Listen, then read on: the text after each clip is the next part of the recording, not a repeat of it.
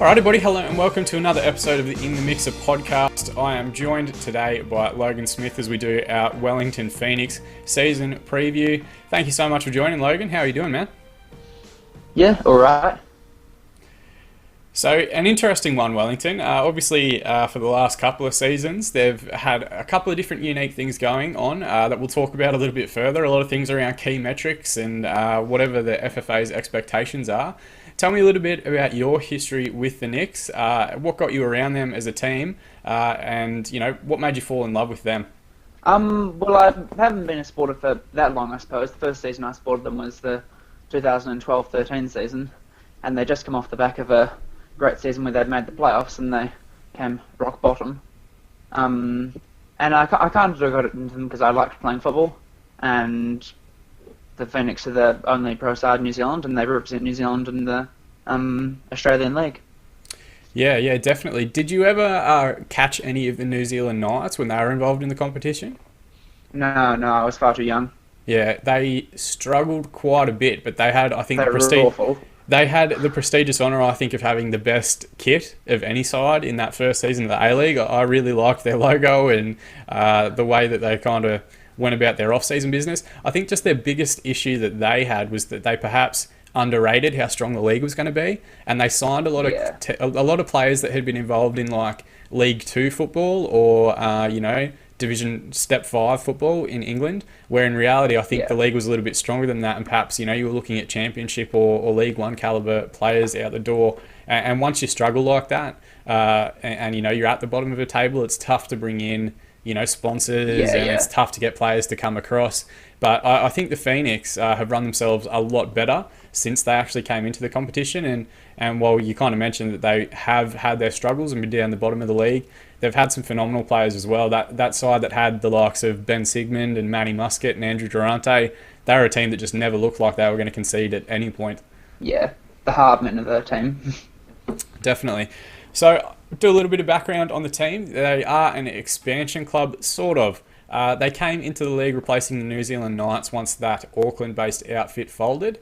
The club ownership, the Wellington Limited Group, is comprised of a consortium of 9 local business owners around the Wellington area. Some of them are key football stakeholders. Some of them are, businessmen that get involved in sports investment and also own the Hurricanes, I think it is, in the rugby union competition.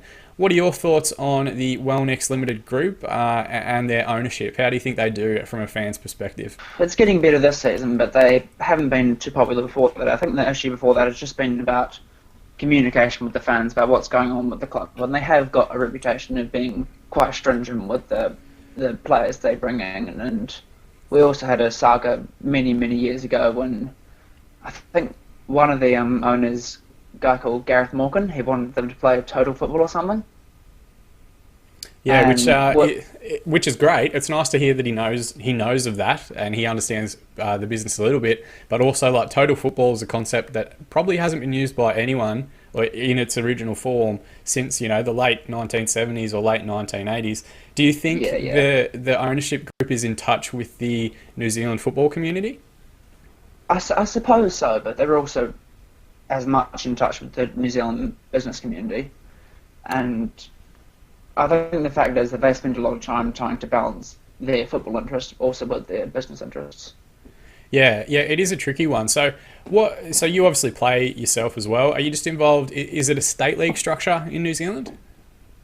Well, I haven't played at any very high level because I'm pretty bad. But don't stress about that, man. I'm a Sunday league footballer at best.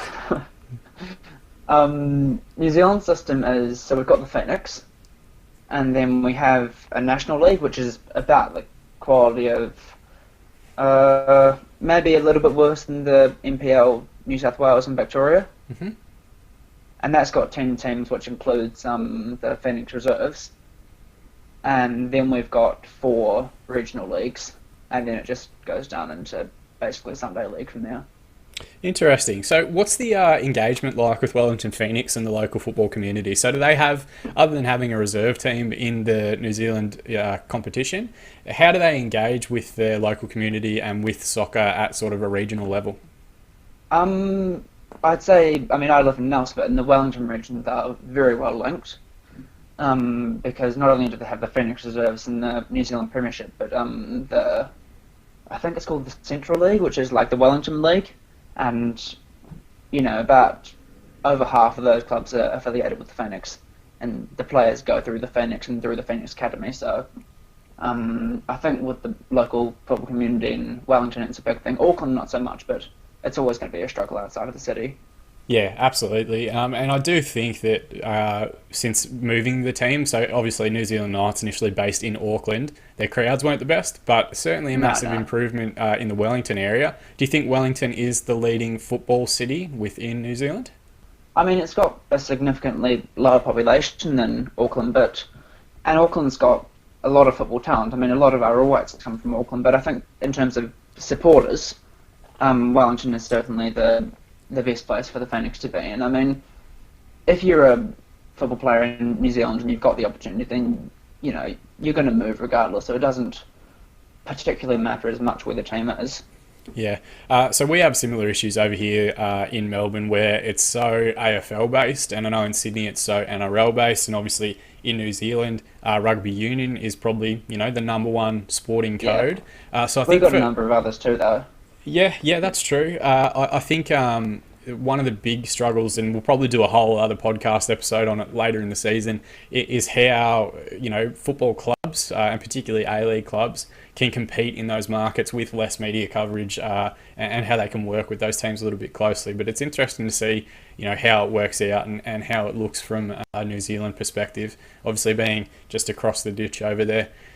So I'll go through the last couple of seasons. Obviously, you mentioned you got involved around the 12-13 period where the club perhaps wasn't doing that well. 13-14, they finished 9th. 14-15 in a 4th position, getting back into finals football.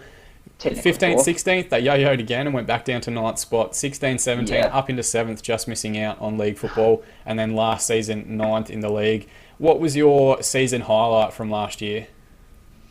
There would have been not too many. But in terms of players, it would have been, you've probably heard about the emergence of young Sarpari Singh, who came through the Wellington Phoenix Academy. Yep.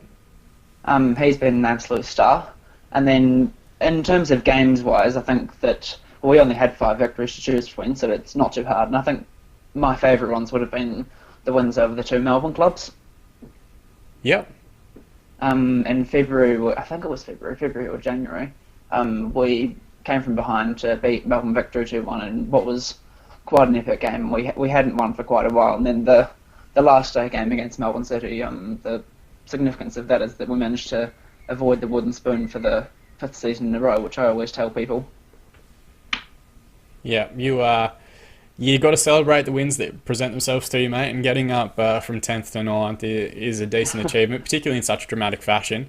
It can be, at times, a real difficult place to travel to, the Cake Tin. In Wellington, I just every time I watch a game, whether it's a Melbourne City game, who I support, I just get flashbacks to a game where it took Aaron Moy about 7 goes to take a corner because the wind kept blowing the ball away from him. But yeah, it can be a dominant place for the Phoenix when they're on top form, so I think it buys into the league a little bit as well. What do you think was the greatest frustration last season? How many can I list? You can list as many as you want, mate. It's your platform to do with what you need. Dario Kalajic for a start. Disaster from start to finish. The club basically went for a cheap option from overseas. He'd failed at a whole bunch of other places. He did one success, I think, in the Dutch second tier. And apart from that, he'd failed everywhere else he went. And as the season went on, the transfer business was dodgy because he'd fall out with a player and they'd be released from the club, and then his assistant was released from the club, and he was a bit of a hothead. And then even the situation later on in the season where they said he'd be leaving at the end of the season, and then it took another week to formally sack him. Well, what's the point of keeping him for the rest of the season anyway? Yeah. It was just so. That you kind of touched on it briefly there. Obviously, the assistant and one of the star players, marquees at the time, Dario Vidicic and Rado Vidicic, walking out on the club relatively early into the season, and then eventually joining Melbourne City. Obviously, Dario playing in the side, and Rado's now the W League coach. How much of that do you think is Dario Kalazic's responsibility, and how much of it do you think is actually the responsibility of the ownership group and the way that they're operating as a business? You mean the responsibility of those two both leaving the Phoenix, or? Yeah, like so things like that. The performances last year. Is it entirely down to the coach itself, or is it down to the administration and the way that they're running the club? Um, there's a little bit of administration, but I'd say most things comes down to the coach. I mean, my personal opinion is that when you sort yourself out on the pitch, the other stuff starts sort of falling into place. If you don't, then the other problems start to really magnify. And I think basically the reason that those two left is that Kalisic was hothead and had a falling out with Rado Verdicic, and then rather unsurprisingly, Dario followed him. Yeah, yeah, they seem to kind of go wherever the other one happens to be at that particular time, which isn't a criticism. It's just something that consistently seems to happen. So we'll get to the coaching structure and what you've got moving forward this year a little bit further down. But looking at the FFA Cup and pre-season results thus far, lost in the round of 32 to Bentley Greens. Obviously, and this is one that keeps coming up as we do these season previews, some of the bigger clubs that perhaps have a little bit more money behind them, like Sydney FC, Melbourne Victory, Melbourne City, seem to be the teams that can afford to pay players longer in their contracts, so they can afford more weekly wage, they can afford more monthly wage. So by the time the round of 32 comes through, there's actually, a good 17, 18, 19 players that'll be a part of their squad ready, available, and in pre-season.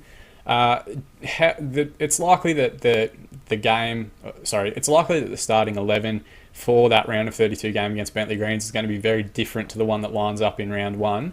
But what did you make of that performance, and obviously the kind of indignity that comes with getting knocked out by an NPL side, albeit a very, very good Bentley Greens side that obviously performed very highly throughout their season? Yeah. Well, I mean, on that game, I watched it, and it was disappointing to watch the Phoenix lose. I never want to watch the Phoenix and them to lose, but when you consider the circumstances, it wasn't really a loss that bothered me at all. I mean, it was very early in pre-season. The squad was barely organised. I think Mark Rudin even said that he wasn't planning our pre-season around it. Yeah. So I was actually at that game, which was interesting. It was a very young-looking Wellington side, to be fair to them. They looked a good 4 or 5 years younger than the Bentley team that they were playing. Yeah. I mean, Bentley would have been up for it. They would have been their big hurrah. Whereas for the Phoenix, I mean, to be honest, in my opinion, the FFA Cup for the Phoenix is a bit of a waste of time because the club doesn't take it seriously, and it's another spot that an NPL team could have. Yeah, it's hard to argue with that one, to be completely honest with you. I don't try and detract from Wellington too much, and I don't want it to turn into that in this podcast. But if they're not interested in the competition, because I know we played them the previous year and beat them 5-1 at Amy Park, where they pretty much did the same thing. They played a second-string lineup. Never cared about the competition. You would perhaps prefer to see them perhaps just hand that spot back to another Australian team to be involved in. But it'll be interesting to see how it plays out. And credit to Mark Rudin, I think you touched briefly on it. Even in that 1-0 loss to a team that was coming off their full league season, Wellington obviously being early in their own pre-season, and had performed very well. He didn't shit on his team. He didn't scream at them. He very much lives the game on the sideline, like he's a part of every tackle and he's a part of every shot. But you can kind of see that he's definitely trying to instill a different mentality in the group that he's put together. So I guess now we get to look at some of the more exciting stuff. We'll start with the players that have gone out. Marco Rossi, the Italian centre-back, has returned to Rebour Siena in Italy. What are your thoughts on his time at the club and him as a player? I think for Rossi it was a bit unfortunate because he came in under Ernie Merrick, and I think Ernie was the guy that convinced him to come, and then, when Ernie goes and then you've got Dario Kalisic rocking up, and it never really fitted with him, so it was no surprise at all that he left after the end of the season. Yeah, what did you make of his performance, like his overall quality as a player? We could see that he was a quality player. It's just that in the time he was here, he underperformed quite a lot. I think I can't remember which game it was, but the main thing I can remember is that there was one game where he was heavily criticised because I think he went and grabbed the nuts of one of the other players or something.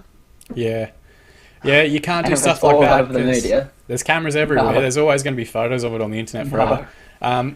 I thought he was an interesting one because I saw a couple of games, particularly when he played against City, that he was very good in, but it looked like he just kind of missed that partner in that central defensive combination. Like, he wanted to play as more of a stopper, and he really needed like another covering sweeper to play alongside. And I don't think in his time, his 2 years at the Phoenix, he ever really had that in his central defensive partnership. So shame to see him go, because it would have been interesting to see how he went under Mark Rudin. Obviously, Mark Rudin playing his career as a central defender as well. But we'll get to him in a little bit. But they have made some quality signings in that area of the pitch. The next one is Mike McGlinchey, who has continued moving between Wellington and Central Coast for what feels like the last 10 years.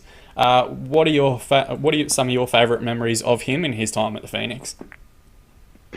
For this spell, which is the main one I know, probably leaving. Yeah, not a big fan. Unfortunately, when we signed him back from Central Coast, he was alright a bit earlier on, but the last season was just, I used to call him Mr. Invisible, because you just watched a game and you just wouldn't see any involvement. It was almost like playing a man down. In fact, I think out of the departures for the Phoenix, some of them were disappointing, but I think McGlinchey for me was one of the ones I was the most pleased to see the back of. A very disappointing spell. Yeah, I don't think he's hit the heights that perhaps he did when he was part of that really great Central Coast side. So he is one of those players, and it's quite often an accusation of the league is that we just recycle the same people and continue to give them opportunities. I don't necessarily think he's outperformed some people that will go through in this list that have been released entirely. The next one, and I know this one's going to break your heart, and I apologise for bringing it up, but Keegan Smith has returned to NPL level football, or albeit within New Zealand. Yeah, Tasman United, my local team. Yep. So what were your thoughts on his debut? He's only 18, still 19. My outside perspective is that it might be good for him to go and get consistent minutes at a state league level and continue his development, getting game time. Obviously, there is a signing that we'll talk about in a moment that will probably be the first choice this season. But what were your thoughts on Keegan Smith's breakout year last year, and do you hope to see him again in a Phoenix shirt? Pretty simply, it was... out of all the young players I've seen come out for Phoenix over the years I've supported them, he would have been the least ready. I think Dario Kalazic was just trying to go for something different, but it became evident pretty early on that he just wasn't up to that level. So, he's still young, as you said. We could see him return in the future, but hopefully not the next 2 or 3 years, and maybe after that it depends on where his career's at. Yeah, it's tough for a goalkeeper, let alone a goalkeeper that is so incredibly young. And it was a consistent issue last year, I think, for the Knicks. They ended up signing Tando Valafi late in the season. They had Luis Italiano for a while. Sorry, what was that?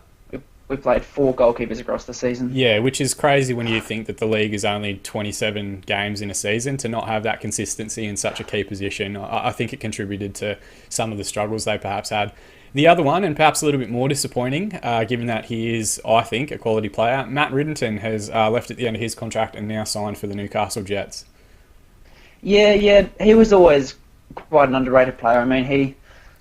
He wasn't my favourite, but I think he's the sort of creative in the midfield, but he's in a way that isn't really noticeable. If you look at the stats on that, then his chances created and passing is quite good, but he's just very tidy. Like, you'd want to put him next to a chief playmaker, and he'd be great as like a water carrier between lines and things like that. So just a very tidy player, but you do need those guys in your squad. Yeah, I wish we still had him. I think a lot of our supporters really liked him. I wasn't that big of a fan because when he did get given opportunities himself, his decision making in the box was pretty poor, and he wasn't terrific defensively. He'd commit a lot of fouls, but certainly still a player I'd rather have. Yeah, there have been a decent production line of central midfielders and imports coming through the Phoenix. If you think back to like Albert Riera, even further back to Daniel, the Brazilian, and then obviously Rolly Bonavastia, and I think Riddington kind of needs a player like that next to him to kind of hit that level. But obviously being Kiwi international, he was always going to be sorely missed, I think, by the Phoenix supporter group. The other one that's left is Matija Lucic. Obviously, his main highlight from last season is that absolutely cracking strike from distance. Now, you'll have to correct me if I'm wrong. Did he only sign late in the season, like it was a shorter term contract? Yes.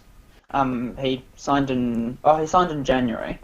But I'm not sure whether I'm not sure how long this contract was supposed to be for. But when Kalisic left, I think a lot of the players like him and Parashki as well and Kalijevic, they were all expected to, probably follow suit. So there's three here. I'll read them out in order. So Lucic is one, Goran Paraki and Andrea Kalijevic. I would say of the three of them, they were probably some of the better performers that the Phoenix had last year. Which one do you think is the most disappointing to see move on? Probably Goran Parashki, because I don't think he was much better than the other ones. It was just a position that, central midfield, that I think will be quite valuable with the current squad we've got. I think Kalijevic I felt a bit sorry for, because he did really well early in the season. He just got himself, hit the wall and went about 10 or 11 games without scoring. And with his sort of player, they're either bagging in the goals all the time or they're having a severe confidence struggle. Yeah, I think some of it comes down to with him, like he's just a pure poacher. He's not going to do too much other than put away headers if you get the ball in the box. And I think once that supply dropped off, he obviously struggled to find form. And then even when it did come back up again, because he hadn't been used to it for a while, it perhaps didn't do that well. And I think obviously the preference is to try and get, what's his name? Fijian winger? Oh, Roy Krishna. Yeah, to get Roy Krishna now into a more central role. So I think unlucky. He did finish last season as the top goal scorer for the Phoenix. But now the likes of Nathan Burns, Roy Krishna, and a couple of the new signings as well will probably be given their opportunity to lead the line. The other one, released Tando Valafi. We did mention the goalkeeping issues. Towards the end of the season, it did look like he locked that spot down, and I thought he was pretty heroic in that last game of the season where he did jump out of the wooden spoon position. Would you have liked to see Tando Valafi hang around the club? There wasn't really a need to, no. I mean, he did alright when he was here, but we've got, we'll get on to talking about the signings, I assume, but we've got Philip Kurtov, and we also had last season a guy called Ollie Sale, who's a young New Zealand goalkeeper, and he actually did alright when he played. So I think with those two, I think it was alright, and I don't think for Valafi the right move will be sitting as number 3. Yeah, no, more than fair.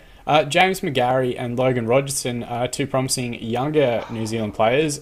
McGarry's gone to Willem II in the Eredivisie in Holland, and Logan Rogerson is now playing, I think it's Division 3 football in Germany. So, yes, it's bad to see them leave. At least you're seeing some young New Zealand talent be given opportunities in European divisions. Yeah, it's a good thing for New Zealand football. I think James McGarry was definitely the right move to make, because he just didn't get enough game time with the Phoenix, and he was clearly quite a talented player. I'm not actually sure how he's going over in the Netherlands, but Rogerson I was more disappointed to see leave, because he got a lot of game time at the end of last season. He actually scored 2 or 3 goals, and I quite liked him as a player. The namesake might have helped, but I think he was quite an exciting player. Like, whenever he came on off the bench, I was like, oh, well, if you look at his performance every time, then most of the time he was exciting. He created chances, took players on, so I think that was disappointing. The other thing with Rogerson is that I think he may have wanted to stay around, but there was not enough communication with the club again over whether he will be getting an extension in his contract. And so when he couldn't get that, he was like, well, why didn't I look for opportunities abroad? And he found one in the German third tier. Yeah, interesting. It'll be interesting to see how it plays out for both of them, and if they do kick on and take their careers to another level, albeit with a higher standard of coaching and in higher quality leagues. I do think both are playing in youth teams. I'm not sure if they're involved in first team setups just yet. Rogerson's been playing some games. Has he? That's good to see. Off the bench for Karlsruhe. I don't think McGarry would have been, but Time will tell, mate. He's got time on his side still. And the other one released is Adam Parkhouse, who was initially picked up from the New South Wales National Premier League. Probably most known for being very bright, almost albino player on that left wing. What are some of your thoughts on his release? Adam Parkhouse was a player who came under a lot of criticism, and I think for me the issue was that he was very inflexible. That we kept trying to play him on left back and right wing, and there was only one place he could play, left wing. And when he did play there, I actually thought he was alright. His crossing was good, he created space, and I was quite pleased when he played there, but we just didn't play him there enough. And I think because we played him out of position, then that gave a pretty poor impression, and so it wasn't surprising to see him released. Yeah, he's not the first and probably not the last player to come up from MPL that perhaps struggled to take their game to another level. But it'll be interesting to see if he returns to an NPL level or if he tries to make a push at one of the Australian A-League sides. Now, interestingly, Wellington actually extended the fewest contracts of any A-League side that last year. Andrew Durante, old Father Time, has signed a 1-year contract extension that will take him to, I think, 38 years of age. And Alex Rufer, Winton Rufer, obviously famous Kiwi striker from back in the 90s and early 2000s, his son has signed a 1-year contract extension as well. What are your thoughts on first-year captain Andrew Durante signing on for another year, and Alex Rufer and his progression as a youngster? First of all, Durante, I think. Durante is a little bit past at A-League level, and that is probably true, but I think when you consider the situation with the club and that we can't be, we're going to players that wouldn't be starting at Sydney FC and Melbourne Victory, and that's just the case of it. So I think, given what we had available to us, I think keeping Durante was a good option. Rufer, I'm not so sure if he just seems a little lightweight in the midfield sometimes, and he's played all right for New Zealand youth teams, but he's stalled a little bit at the Phoenix. A lot of people criticise him because they think he's riding upon his name, but I don't know. I mean, if Mark Grodin thinks that he's going to be a successful player, then just have to wait and see, really. Yeah, I think it's always tough. It's the stuff that we don't really see, but like the day-to-day business, how they do in training, how they are amongst the club. And I think the time that Durante has now spent in that team and at that club and being the captain, I think perhaps Mark Rudan potentially kept him around more for his leadership than his actual, ability in terms of playing. Like, I wouldn't expect him to be lining up for 27 games this season. If he is, Wellington perhaps need to look at some of their recruitment policies. But I do think there's value to some of the experience he provides and certainly some of the guidance for younger players coming through. Yeah. So now we get to move to the exciting ones. And I do think, while it's not perhaps as many players as they need, I do think there's a couple of really exciting ones in here. The first being Stephen Taylor, the ex-Newcastle United captain, has joined from Peterborough United in League One. What are your thoughts on the signing of Stephen Taylor?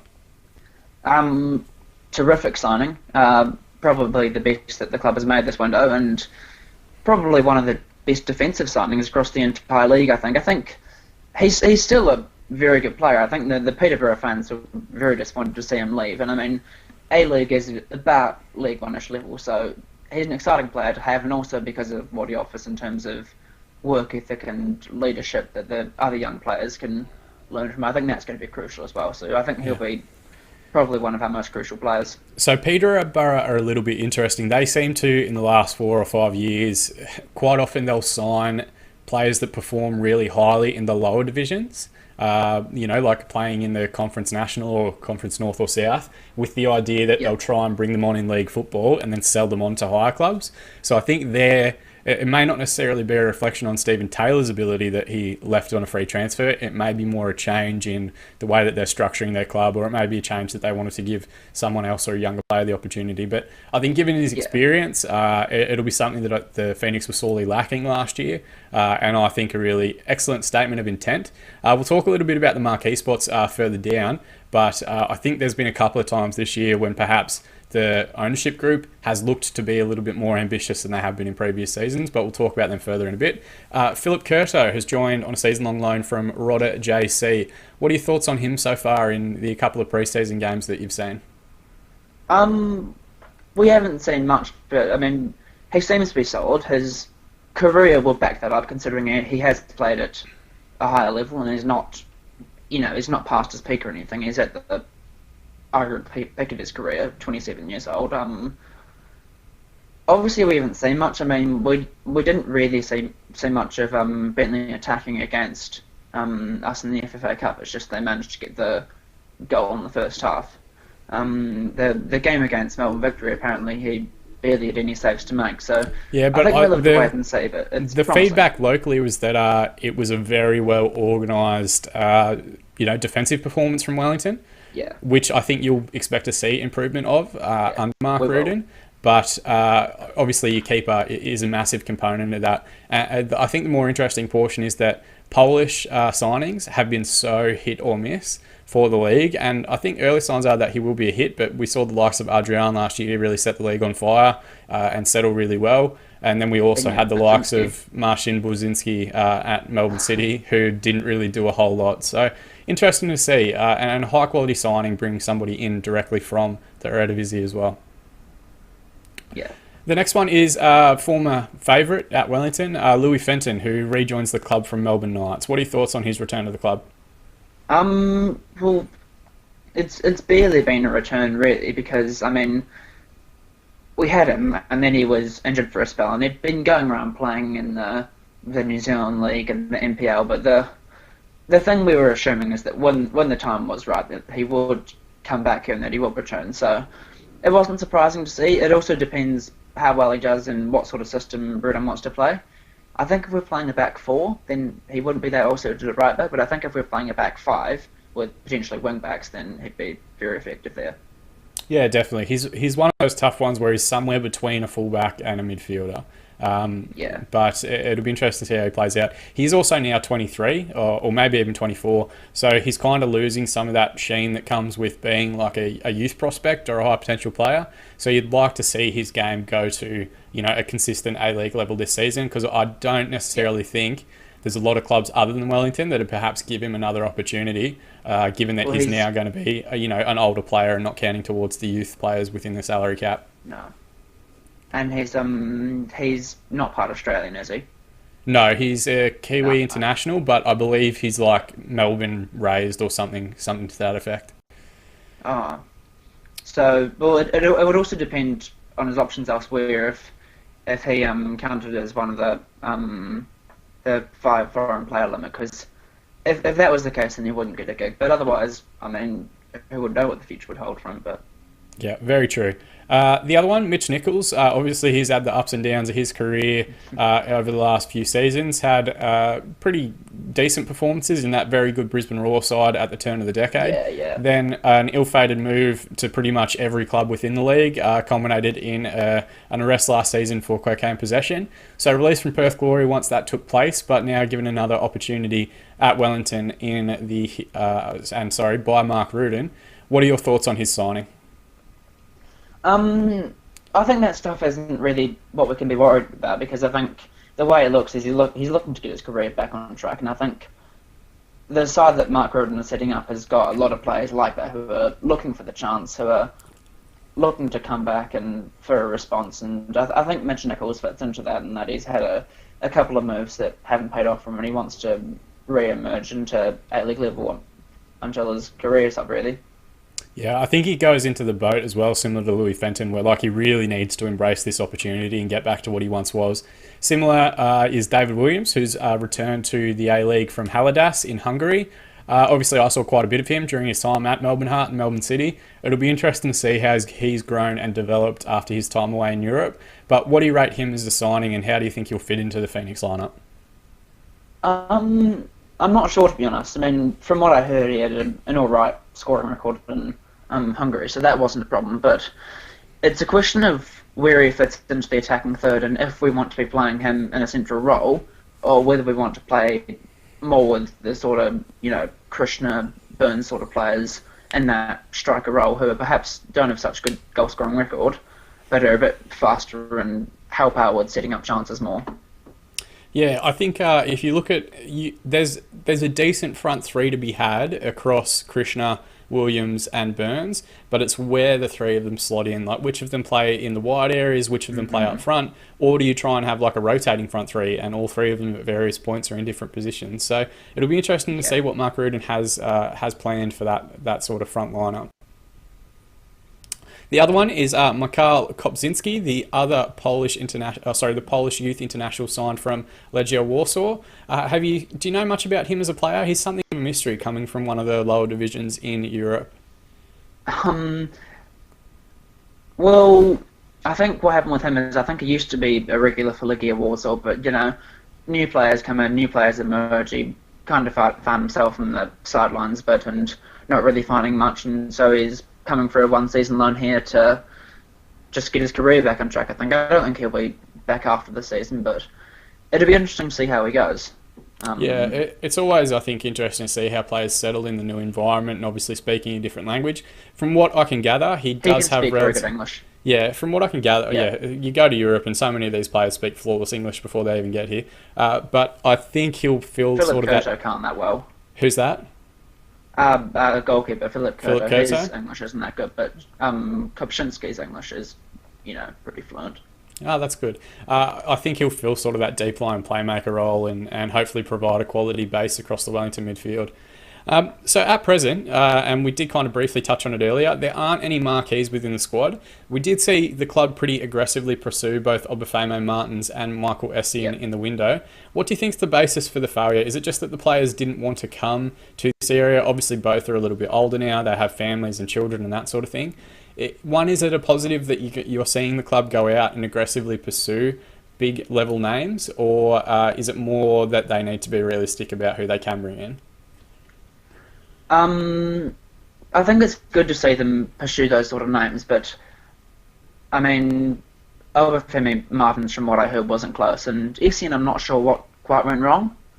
But apparently that was, there were discussions for that, and I think that he was seriously considering it. There just must have been something else that went wrong, but it's good to see ambition from the club. But Mark Rudden was even saying, because he's got these massive interviews on YouTube for every signing, he was even saying that they tried to get those two players because it looked convenient in the market, but the ship had kind of sailed, and so they're not looking at that sort of option now.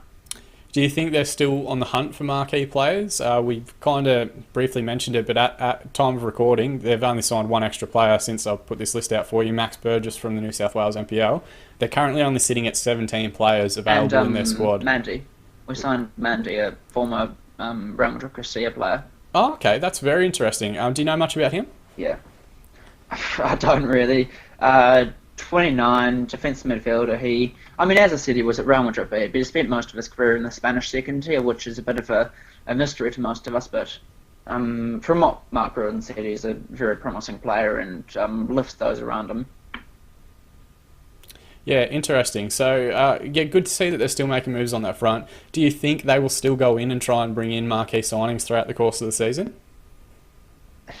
I don't think so. As I said, I think that ship has probably sailed. And the other thing that Mark Rubin was saying is that if he did get a marquee signing, he'd want to get it quite a while out so that they could just sort of build their game plan around them a bit more. Yeah, definitely. I guess like they do. Stephen Taylor, but I guess they do have room to move. They're not completely maxed out in the cap. They're not, they do have something up their sleeve if things aren't going their well, if there is an injury or something to that effect, or if the right player comes on the market. So I guess that's kind of weird, but it's a fine margin. So what we're talking about now is that they look a little bit underdone. If they had assigned Stephen Taylor, Obafemi Martins and Michael Essien in a transfer window, I'm sure the rest of the league would be absolutely lauding some of their recruitment drive and what they've gone out and done. So, yeah, interesting to see how these things play out. So we will now turn to the coaching setup. The current manager, Mark Rudden, getting his first opportunity in A-League level after a pretty strong record working with Sydney in the NPL. And he'll, of course, be assisted by long-time Phoenix coaching staff member Chris Greenacre. What are your early impressions of Mark Rudden as a coach, and how important do you think their partnership and the coaching structure is going to be for the season ahead?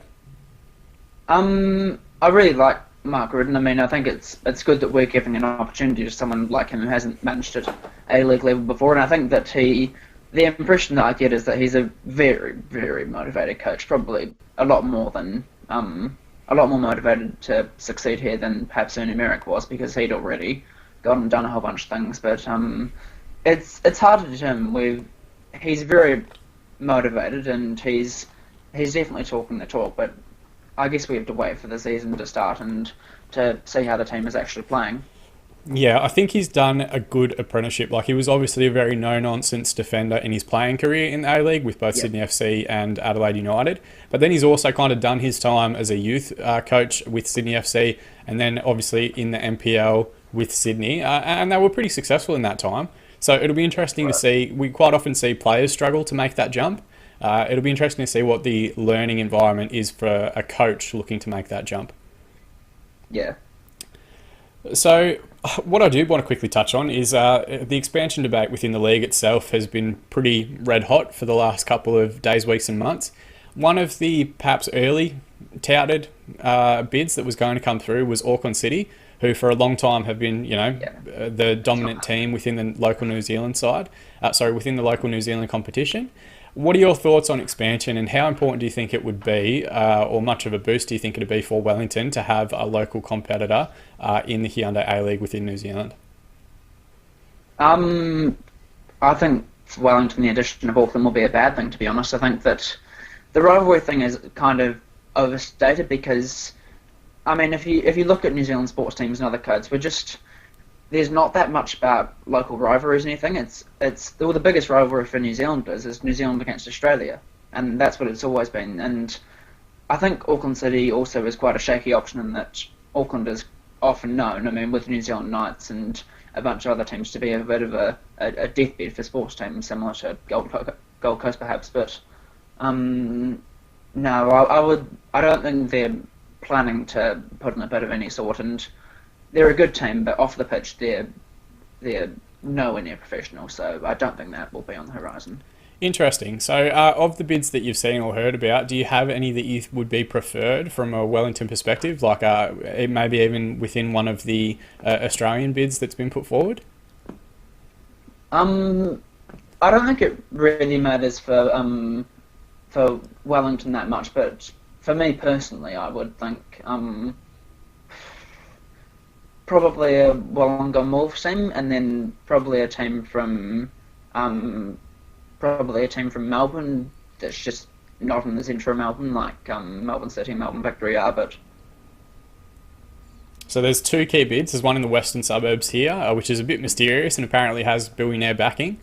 And then there's another one called Team 11, which is in the southeastern suburbs, which is kind of a hotbed for suburban football and suburban support. So it'd be interesting to see how it plays out. But there are some really high quality ones. Wollongong, of course, long running history and probably run themselves as one of the better NPL sides from both their administration and their social media and their overall support and their consistent crowds as well. Like, I think they played a friendly against Sydney FC and got 3,500 people to it, which there's a lot of clubs around the league that would love to be getting consistently that volume of crowd each week.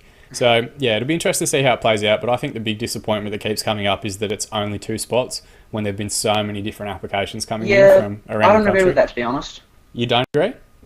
I just think, I mean, I'm not saying the bids aren't strong, because the bids are strong, but first of all, you want them in different places, and the other thing is that I think there's a glamour about new sides to come into the league and the media coverage and the coverage in their state, and I think that's going to be crucial for the survival of those sides. So I think 2 at once is probably a good idea, because in the past it's only been 1 or 2. Yeah, no, I agree with that entirely. I think what I was going to suggest is more that, like, you do your first 2 in 1920, but at the same time, from the bids you've received, you announce another 2 that perhaps, they're lacking something in their bid, whether it's a stadium or financing or sponsorship that are due to come in 21, 22. The fact that we're only announcing 2 when there were upwards of 18 or 19 bids actually placed for licenses, it's a lack of foresight, I think, on the league itself. And I know they have been burnt previously. Obviously, we spoke about New Zealand coming into the league and folding very quickly, and then also the lessons learned from Gold Coast United and North Queensland.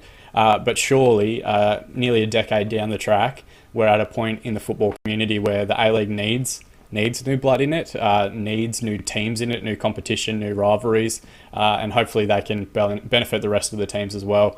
I just hope it's not the same Sydney-based and Melbourne-based teams that we've seen come through in the last few, because I think Wellington could relish our local rivalry, and it would boost interest in the league within New Zealand. I do also think similar things. It would in New Zealand, but it would, for me, it would decrease support for Wellington, in my opinion, because that's just taking out an entire supporter base that you could get up there in Auckland, because you do have. I mean, I'm in Nelson. You have Wellington supporters all over the country. It's not just in Wellington. It's mainly centred in Wellington, but I think if you introduce an Auckland team, then that sort of divides the supporter base a little. So you don't think that there are people in Auckland that are in the football community that don't support Wellington because they're a Wellington-based team? Oh, yeah, there will be, but with what you're saying, the interest in the A-League in New Zealand would go up. There's no doubt about that, but the problem is that I think that there will be people in Auckland who currently support Wellington, who, should an Auckland team come into the league, would turn to supporting Auckland. And I think that would cancel out or even be bigger than the amount of new supporters Wellington will get with new interest in the league. Yeah. It'll be interesting to see how it plays out because to me, people that are living in Auckland aren't going to. They might be Wellington fans, but they're not going to Wellington games. They're not getting Wellington memberships. They're not filling the cake tin every week. Whereas if there's a Yeah. local derby and people that perhaps aren't, are more casual fans of football, but really thrive on the Wellington Auckland complex, similar to what we see here between Melbourne and Sydney, and Melbourne and Adelaide, and Sydney and Brisbane. I think there'd be more people that would get in, and it would spike some of the attendance and some of the key metrics that the FFA's talked about for Wellington Phoenix. But certainly not just for Wellington, but also I think teams like Brisbane, Perth, Adelaide, I think they would relish the opportunity to have more local derbies, more games in the 27 or hopefully eventually 32 game season that people care about above and beyond ladder position and league position. So being a Melbourne Heart fan for many, many years, even though we were garbage and always down the bottom of the league, I always relished the fact that we were probably going to be... Fighting for the spoon with Wellington. Yeah, I always relished the fact I remember those days. Yeah, and I thought we're going to, at least in one of these games, beat Melbourne Victory. And we consistently did around the Christmas period. And that was the kind of nugget that got me through every year, knowing that we could get some sort of local bragging right, even if it wasn't going to be finals football. So it'll be interesting to see how it plays out over the next couple of months. But fingers crossed, we do see further growth, and it is positive for the league and for Wellington as well. So what I would like you to pick out is from the squad that we've gone through, who do you think is going to be the player to watch for Wellington this season? Now, it doesn't have to be a player that's going to have a breakout year. Who do you think will be the highest performing Wellington player this coming season? I think just from an outside perspective looking in, Roy Krishna has carried the side at various points, but obviously he needs a little bit more support. Who do you think's the most likely?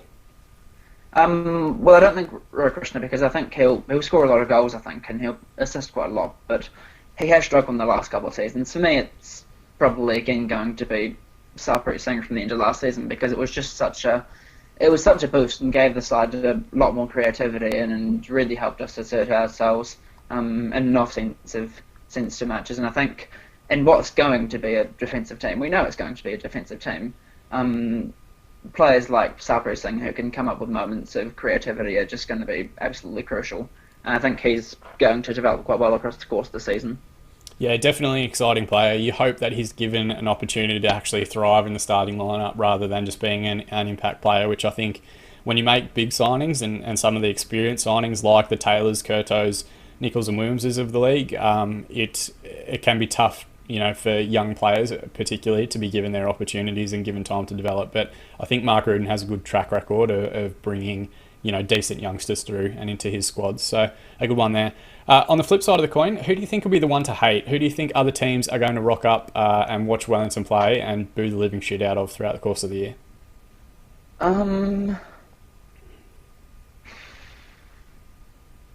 Hard choice, to be honest. I think it could be Stephen Taylor, to be honest.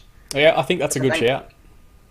I think defensively for the side, as I said, I think we're going to be very good defensively. We're going to be defensively based, and I think for opposing fans wanting to see their team play an exciting match and really get into attacking Wellington, that Stephen Taylor's just going to break up so many attacks and frustrate the hell out of them. And there's some great videos across YouTube of him just doing crazy things at Newcastle, like messing with goalkeepers and trying to disrupt walls and stuff like that. He's definitely a bit of a showman and gets involved in the more mental aspects of the game. So it'd be interesting to see how that plays out throughout the course of the year. Yeah. Okay, so the big question, where are we up to now? 18 players signed, and we are now 1 week remaining till the start of the season. What do you think is the plan there? Do they have enough players? Do they have enough squad depth? Are there going to be youngsters coming through from the Wellington Academy, like Sarpreet Singh, that are going to flesh out the rest of this squad? How do you see it playing out? There will be. We've got Callan Elliott, who I actually like quite a lot because he's a young attacking midfielder, and he actually played for Tasman, my local team in Nelson, of course, and he's been on trial with the club for a while, and he's expected to sign. And they've been quite vague on the trial list. There's been a lot of players who have gone there on trial, and it's not really worked out, and I think they should have signed some of them. But from the way things are sounding, they will make up the squad requirements pretty easily. And I mean, Rudon was saying we might even have 21. Yeah, you would like to see at this point of the season them being a little bit higher up. You'd like to see them at least have a 20. I think the max cap is 23, so they'd still have wiggle room. They'd still have room in marquee space, but 17 does seem very light. So hopefully some of them come through relatively quickly. But they do have the makings of a decent 11. I think if you look at all the names that they've brought in, some of the players like the Sarpreet Singhs of the world that they've retained from last season, I do think there is an improved 11 on what they've done previously. Yeah, it's just the depth that's perhaps a problem, because if we get injuries in the wrong places, there's trouble. I mean, we're planning to play Louis Fenton on right back or right wing back. Well, that's all well and good, but what if he gets injured? We don't actually have a backup there. And so it means we'd either have to get someone from the youth academy, play someone out of position. And the frustrating thing is that we had Jacob Trout on trial, and then for whatever reason he didn't get signed up. And it's just positions like that where you can say, well, look at the 11. They've got someone decent in there and should be able to do it right. But then just injuries, suspensions, players leaving, that could be what really comes and kicks in the arse. Yeah, definitely. It's a tough situation, particularly with player signings and things like that, because you never know, like, is a player asking for too much money? Do they not want to actually join and are trying to leverage a move somewhere else, either within the league or internationally? So it's always a tricky one. So the elephant in the room for Wellington Phoenix is that those mysterious key metrics that were designated to them by the league in relation to, stadium attendance, season tickets, viewership, financial revenue. How do you think they're tracking against those key metrics, and what do you think the likelihood is that they're going to get the renewal of their license? I think one of the things that kind of ties into the expansion debate, and I'm not for the whole Knicks out movement, but I think one of the frustrations that you see a lot of other people that are a part of it is that there are so many high quality bids for expansion around the club and only 2 spaces available. And yet someone like Wellington perhaps isn't doing all they can. I think that has been a big motivator behind going after the likes of Stephen Taylor and, as we spoke about earlier, Obafemi Martins and Michael Essien. But do you think they're doing enough to have their licence renewed? Well, the metrics, the attendances, performances, television audiences, basically from what we've heard, they're nowhere near what FFA set them out to be. But the interesting part for this is that obviously with the revolt you had in Australian football, you've got the A-League, which will be setting up more independently now, and the question is whether those metrics do stay in place, or whether the other clubs, who are a lot more favourable towards us than the FFA ever were, whether it's loosened a bit, or it's still unsure. But the general vibe I got from that is that it was good news for the club with that revolt happening. Yeah, so you say revolt, I say revolution, but it's just how you phrase it. So what were your thoughts as a Wellington fan when a lot of the pundits in the football arena, albeit in the Australian market, started getting behind Wellington a little bit more, and the Save the Knicks chants or the Save the Knicks signs were appearing at games for other sides? What were your thoughts on that as a Wellington fan? It was brilliant. It was brilliant to see the support from other clubs and other fans and people in the media and stuff. But I think the issue for that is that we got the extension, which was it wasn't the best extension. The other clubs are all up till 2034, I think. And then sort of the club in a way got a little bit complacent, and now you've got the issue returning again. But the problem is that these fans who before would have been Knicks and all this and that, now just less patient, understandably. Yeah. I think it takes there's a burden that comes for fans in the times like this when it does get very difficult, because it's kind of out of their control. They can't, as an individual fan, yes, you can go to your games and you can support your team and you can cheer from the stands and be in the cake tin every week, but there's not a lot that you as a person can do in terms of like revenue other than buying the kit every year. And certainly things like membership figures and whatever else. It's tough for the people that are already involved in the club, other than, trying to get their fans to come down and come with it. It very much falls back on the administration and the way that the team's being run. And I think that's probably one of the biggest frustrations that Wellington fans have had to endure over the last few years, that it's not their fault that any of these things are happening. But I do think, hopefully, for a lot of them that are watching and maybe listening to this podcast, they at least recognise that there is a lot of support for Wellington remaining in the league itself. And while it sometimes doesn't come across if Twitter trolls or whatever else are going at people, there is value to them being in the league, and I do think there is tremendous potential for New Zealand football to participate a little bit more. So just on that, currently they are sitting second last in the A-League membership tallies. They are beating Central Coast by a good few hundred. But only 4,142 members currently signed up at the time of recording. If you're going to put together like your sort of inspirational or marketing speech to try and bring more members across, maybe people that have been sitting on the fence and waiting to see how the team perform, what would be your membership pitch to get them over the line and get them to renew their membership for the season ahead? I'm not too sure, to be honest, but I think New Zealanders, they like the idea of of the Phoenix idea of coming back from the ashes, and I think we've already had a lot of the vibe around the club this season coming up is that change is coming in and we're reforming, and I think there needs to be more of that on the marketing front so that so people can be excited about something new rather than same old Phoenix. Yeah, very true. What do you think the club needs to do? Is it going to take a massive signing to get some of these fans back involved? Or we touched on it earlier about the way the team might set up a little bit more defensively. Do you think it's more important for them to go out and play an attacking brand of football to capture the hearts and minds, but perhaps not make the top six? Or do you think it's more important that they get stability in their structure and setup and get finals football this season? Oh, top six, absolutely. I mean, I'm probably biased because my own personal football philosophy is probably more defensive and, whatever works, and if it's not the best to watch, then as long as the result's there. But I think the thing about sports fans in New Zealand as well is that they're going to go home unhappy if the team is lost, and they're going to go home happy if the team is won, even if it's a 1-0 and it was an own goal, they're still going to go home happy. And I think that's yes, playing more attacking will bring the crowds in more, but I think getting better results and actually competing with the Australian teams, which we arguably haven't done in many of the past 5 seasons, that will be a bigger contributor. Yeah, definitely. And fingers crossed. I think the signs are good. I think they've made the right moves in terms of managerial appointments and some of the signings they have made. It's just that it still feels like it's a half step. You kind of still feel there's a little bit further to go before they're actually at the spot that they need to be. So, but fingers crossed for Wellington and for the supporters that it does work out that way. So realistically, what are your season expectations? Where do you think the Phoenix can finish this year, and what particular measures of success should they be setting for themselves?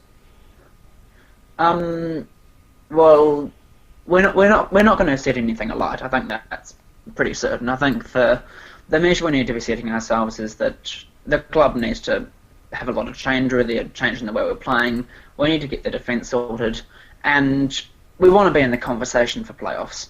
I mean, if we don't make them, then, we can build on it next year. But I think if we're down in 8th, 9th, 10th again, like 6 or 7 points off the playoffs, that's where trouble starts happening. If we're just lurking around 5th or 6th or 7th the whole season, that will be pretty good. I mean, personally, a bit of an optimist. I think that we'll scrape into 6th place playing pretty ugly defensive football, but I suppose we'll live to see. Yeah, it'll be interesting to see how it plays out. But I think definitely for them, if they want to start hitting some of the key metrics that we've spoke about, they definitely have to get finals football this year. I think a lot of it is determined by exactly, I think you hit the nail on the head with defensive structure and sorting out some of their issues of the last few years. And I do think they have enough talent with the likes of Krishna, Burns, Williams, Nichols, Sarpreet Singh in that forward line that they should have enough to get goals in games, and if they can find a way to defend those leads, then the pathway to finals football is relatively straightforward for them. And I think also their home form is massive as well. There was such a long time when everybody hated going to Wellington and hated playing there because they were so tough to play against. And if they can get that sort of mystique back around the cake tin, it'll go a long way to improving their position. Absolutely.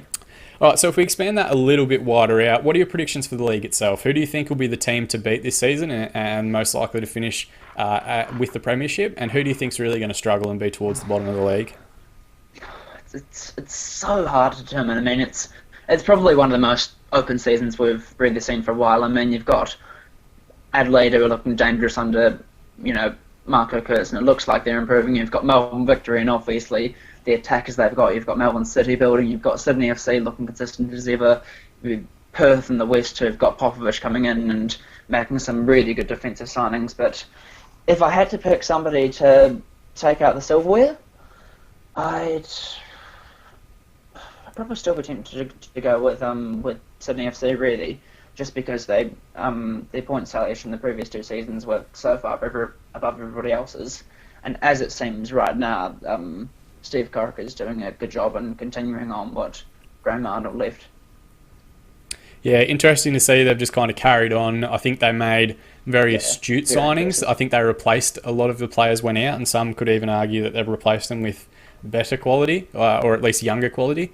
And I don't think there's been much of a gap for Steve Corica. There's always a learning curve, but I do think they'll compete at a very high level. And then obviously the other one that most teams have spoken about is Melbourne Victory and the way they've recruited in the off-season with Keisuke Honda and Ola Toivonen joining. They might be a little bit top-heavy, but they'll definitely have enough. They've got some defensive auras.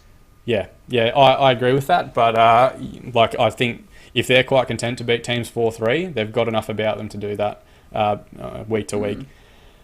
But should be an interesting time, an interesting season ahead. I do hope that Wellington aren't in the wooden spoon conversation and we do see improvement for them, not just for Marco. Who do you want to see in the wooden spoon conversation then? If I was going to be completely objective, I think there's a couple of teams where it depends on specific individuals as to how they're going to perform. I think Brisbane is super reliant on Adam Taggart scoring 15 goals. Yeah. I think Central Coast are super reliant on Ross McCormack scoring close to 25 goals for them. And whether he's going to get consistent supply in that side will be interesting.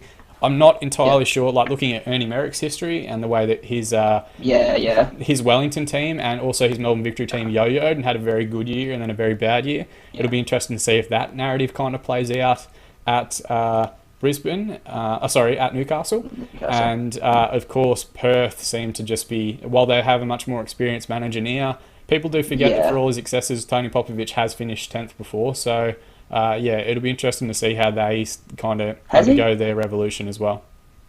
Was he 10th or was he 9th? I wasn't sure about that. I can't remember off the top of my head, to be completely honest. It was a bad season, we know that. But and they've kept faith with him, credit to Western Sydney, but he has gone through that before, and I don't think it's going to be an easy culture shift for Perth, who for quite a while have been they're known for underperforming as well. Yeah, I think they've just been content with having just Diego Castro and just Andy Keogh, and in reality, that's while they're individually great, they've never brought that team any glory, which is ironic enough, being Perth Glory. So, it'll be interesting to see some of the signings they've made and how they integrate and how he alters their defensive structure. So I think they're in a similar boat to Wellington in a lot of respects. But, that's the joy of football, man. Before round 1, anything can happen. Melbourne City might win it by 50 points. We don't know what's going to happen, but I'll keep that one to myself. So you do start the season at home to Newcastle. Do you have a prediction for that particular game? And if there are going to be scorers, who do you think is the most likely? Obviously, every supporter wants to start the season with a win, but I think when a club is undergoing significant changes, which I think that the Phoenix are at the moment, I think that it's difficult to start, and I think that we'll see a pretty spirited performance, as I said, the defensive performance, and I think we'll probably see a 1-1 draw with Newcastle. And I probably fancy, just go with the easy option, probably Roy Krishna here in the score sheet. Yeah, why not? It's hard not to back the Flying Fijian. Now, I will probably pick them to win. I think it'll be like a 2-1, and it'll be a bit scrappy and a bit backs to the wall, but I think it will give a narrative around, is this a new Wellington Phoenix side, and a bit of a boost for Mark Rude and everything. I'm not sure if they will continue that throughout the entire season. I do see them having issues, particularly on the road. But we might have a slump at some time, but definitely. But I do think if they can get their 11 fit and ready to go for next weekend, then they're a chance to beat Newcastle, particularly at home. Yeah, certainly. Anyway, thank you so much for joining me, Logan. I really do appreciate it, man. Thank you. No, you're very, very welcome. Do you have any of your own Twitter handles or Instagrams or supporters pages that you'd like to give a plug for anybody that might be listening and wants to get around some decent Phoenix content? Not really, no. No, that's okay. So we'll put some links in the description below to the Wellington Phoenix supporters groups in the relevant states. There are travelling supporters groups in Melbourne, Brisbane, and Sydney that have pretty decent followings, as well as the Yellow Fever Facebook page. Yep. And of course, where Logan and I met, the Caltex Australian Football Fans, which is just a den of inequity and horrendous memes most days of the week. So we can get some links out there for you, mate. But get yourself a Twitter handle and we'll start plugging it on the show as well. But more than anything though, thank you very much for joining me. I do wish Wellington all the best for the season ahead. And for everybody listening, you can follow and subscribe to this podcast on YouTube at InTheMixer_podcast, on SoundCloud at InTheMixer_podcast, and follow us on Twitter at InTheMixer_pod, because we ran out of characters on that particular handle. But again, more than anything, thank you so much for listening, and I look forward to seeing you all again in the Mixer.